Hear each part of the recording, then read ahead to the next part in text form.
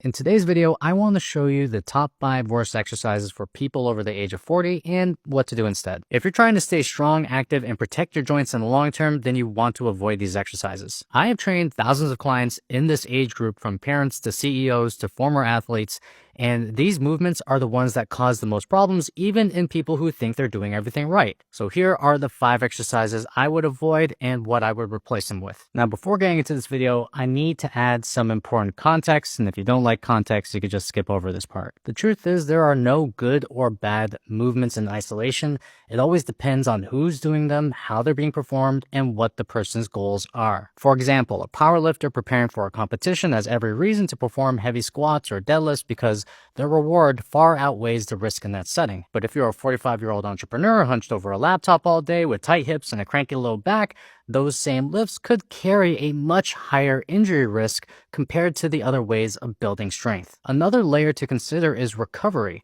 So after 40, the body doesn't really bounce back the same way it did at 20. Prioritizing exercises that are joint friendly, easier to recover from, and offer a better cost to benefit ratio can help you keep training consistently, which is the real secret to getting results. And finally, exercise isn't about avoiding pain, it's about longevity. So choosing movements that build strength, mobility, and also your cardiovascular health without pushing your body to the brink allows you to train every year without any setbacks. So with that said, there are some outliers out there who do really well with doing these exercises, and that's totally cool. These exercises are not categorically bad, it's just that for most busy people over the age of 40 who are slightly deconditioned, they're just not worth the risk, especially when there are smarter, safer alternatives that deliver the same, if not better, benefits. So, with all that being said, the first exercise to avoid if you're over the age of 40 is heavy back squats. You've seen them on social media and at every gym with barbells stacked with the plates and some guy wedged under it like he's about to carry the roof of a building. But the problem is, once you hit 40 and above,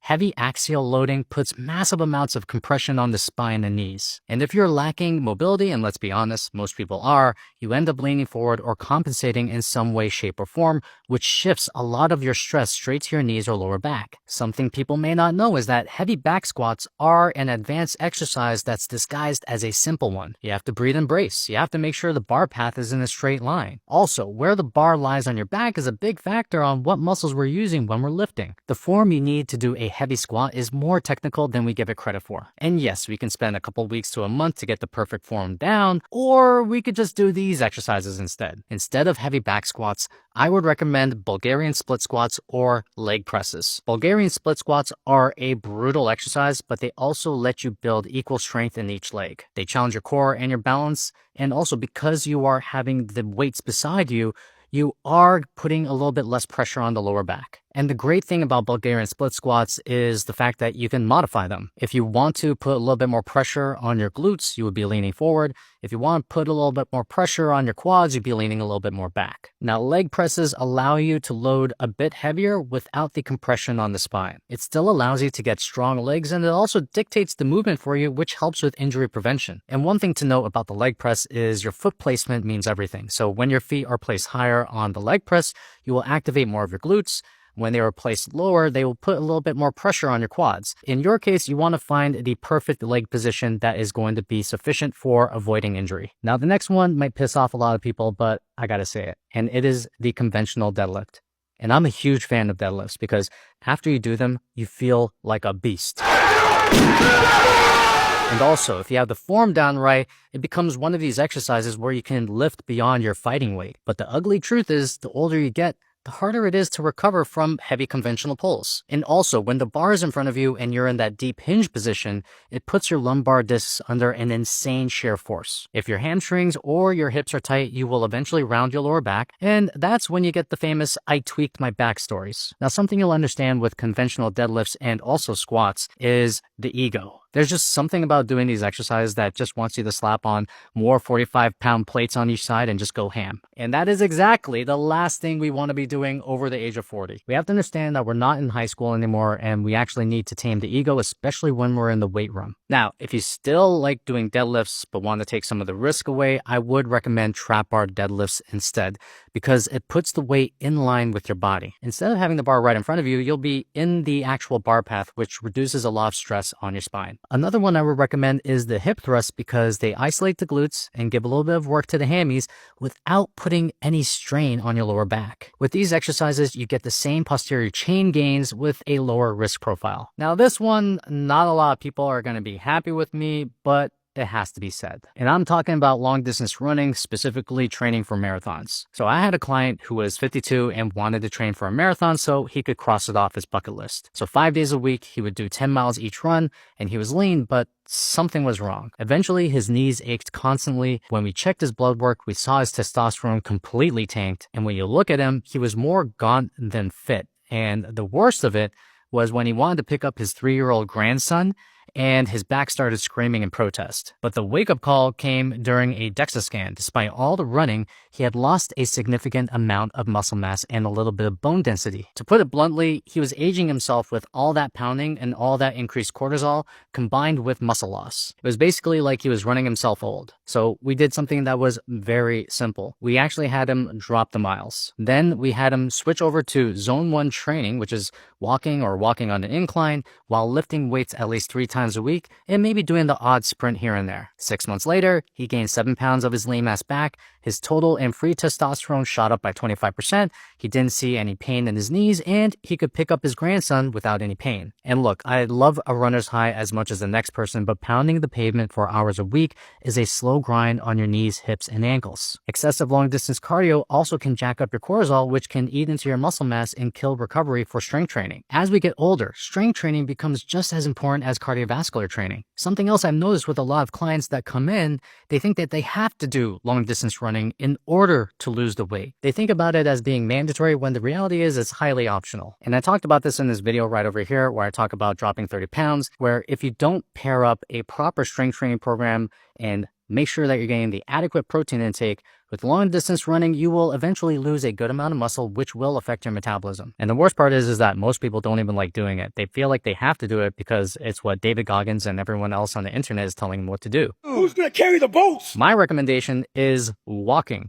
Instead of long distance running, I would index heavily on walking. And you can choose any type of walking. It could be the Japanese IWT that I mentioned in this video. It could be incline walking. It could be hiking or even rucking. Or in my case, it's walking while I'm doing work at a desk. Whatever it is, walking can still build your aerobic capacity, strengthen your heart, and you can literally do it daily without hobbling down the stairs the next day.